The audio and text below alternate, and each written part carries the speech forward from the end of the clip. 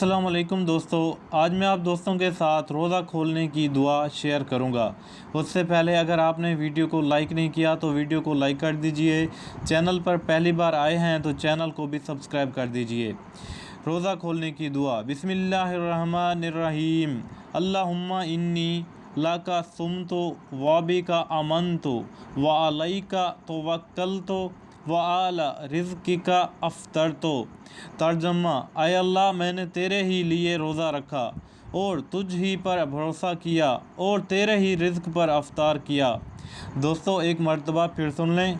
अल्लाहुम्मा इन्नी लाका सुमतु वाबिका अमनतु व अलैका तवक्कलतु व आला रिज़्किका अफ़्तरतु।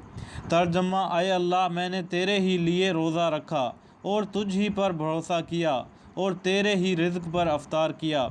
दोस्तों आपसे गुजारिश है कि इस दुआ को आप खुद ही याद करें और अपने दोस्तों के साथ शेयर भी लाजमी करें। मिलते हैं अपनी अगली वीडियो में, तब तक के लिए अल्लाह।